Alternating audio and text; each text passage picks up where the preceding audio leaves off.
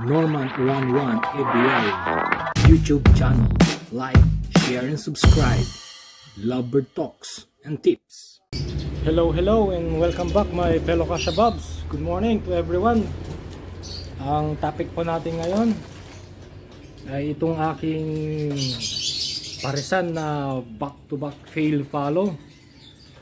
Isang violet saka isang par blue na parehas na visual fail follow mga Kashababs. At ilang months na rin po silang pinagsasama natin, nagbanded na po sila. Pero ang concern ko po, minsan wala pong nangyaring mating or paghakot ng nesting material mula sa ating nilagay sa kanilang cage para dalhin sa nest box. So inulit ko po ito hanggang nakailang lagay po ako ng nesting material, at napagtanto ko po after ilang months na rin po, talagang hindi po sila nagbibreed at nagdadala ng nesting material sa kanilang nest box. At nang aking kinapaulit itong dalawa, ito pong par blue na fail follow, positive po na lalaki po ito. At ito namang violet na fail follow, positive po na lalaki rin po ito. So nagbaban po sila, nagtutukaan, pero parehas po silang lalaki. So positive po sila na split opa po mga Kashababs, dahil pareho po silang lalaki. Ang magulang po nila ay parehas na opaline yung babae, at yung lalaki ay normal lang po na fisher. So lahat ng iaanak po nila na lalaki ay split opa po. So positive po sila sa split opa mga Kashababs. So hanapan po natin ng pares ang dalawang ito, dahil nasayang po yung ilang buwan na pagsasama po nila. Maganda po yung pagsasama nila, pero wala pong binunga mga Kashababs. So papalitan po natin, at ang ipapalit po natin, ito po, split fail follow na par blue. Sa tingin nyo mga Kashababs, saan ko ito ipapares? Dito ba sa violet o dito ba sa par blue? Para sa akin, ipapares ko po itong par blue na split fail follow po dito po sa par blue, split opa po, para magkaroon po sila ng anak na par blue opaline visual fail follow mga Kashababs. Yun po ang aking gustong i-project, dahil meron na po tayong par blue na visual, isa pa lang po. Pero gusto ko po magkaroon pa ako ng par blue na opaline. Kaya ito pong ipapares ko natin dito mga Kashababs, dahil ito 100% po na hen, dahil proven na po ito mga Kashababs. Dati pong pares nito ay isang blue split opa, split PF, at naglabas po sila ng PF. Yun po mga Kashababs, yan po ang ating isasama dito. Sana po magkaroon po sila ng magandang bunga na par blue opaline fail follow mga Kashababs. Ito po sila. Sana mapabilis po yung kanilang pagbaban, dahil yun po ang ating gustong mangyari, yung mabilis na pagbibreed. At ito namang violet na split opa fail follow, hanapan po natin to ng pares din po na isang, mayroon po tayo dyan, violet Ewing split fail follow mga Kashababs. Saglit lang po at kukunin ko. Yeah.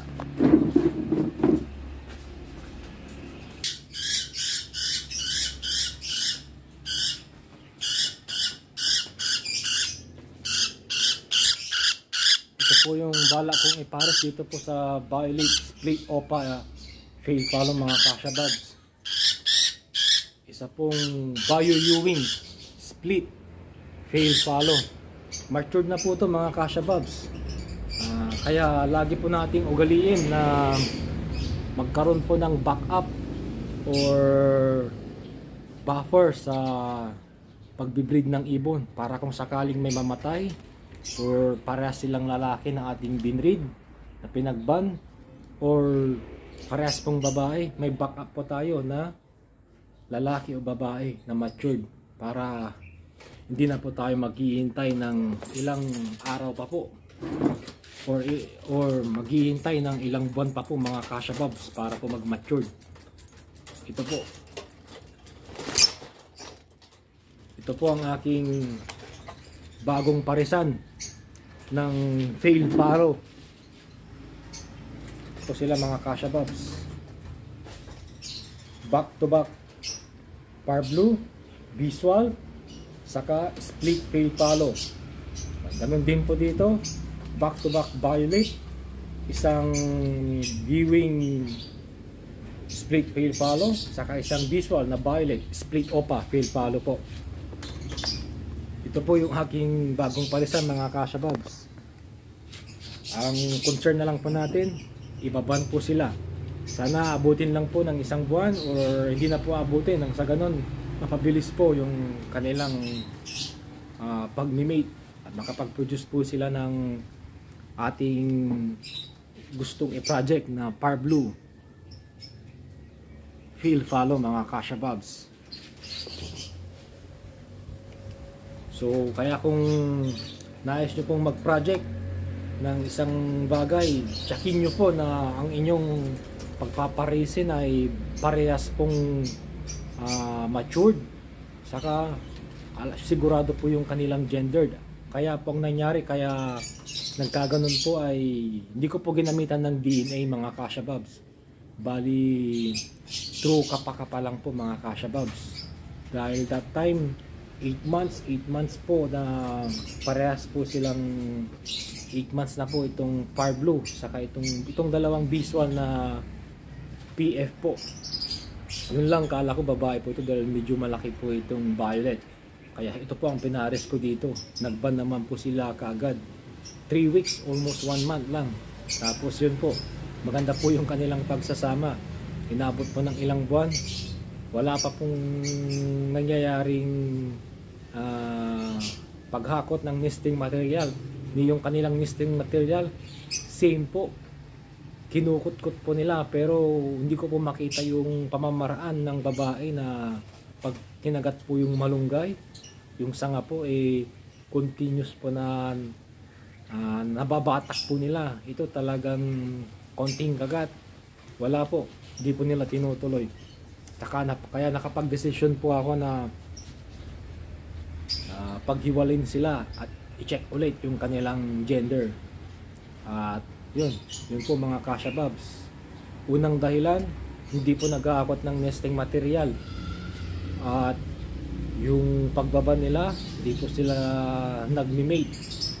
Kahit na banded po sila mga Kasha Bobs. Saka yung kapan po nitong violet, nagbago na po. Lumuwang ng konti pero at kung i-check nyo po yung pelvic bone po nitong violet split opa, nagbago na po at lalaki po ang aking obserbasyon sa visual na fail follow ito mga Kasha Bobs. Kaya kung nagustuhan nyo ang video kong ito, pa-thumbs up po, at kung hindi man, pa-thumbs up pa rin mga Kasha Bobs, at paki-share na rin po at tulungan nyo pong lumaki yung ating viewers at marami po sanang mag-subscribe sa mga bago dyan.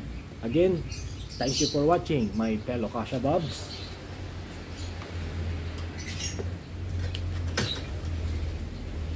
Again, thank you for watching my fellow Kasha Bobs.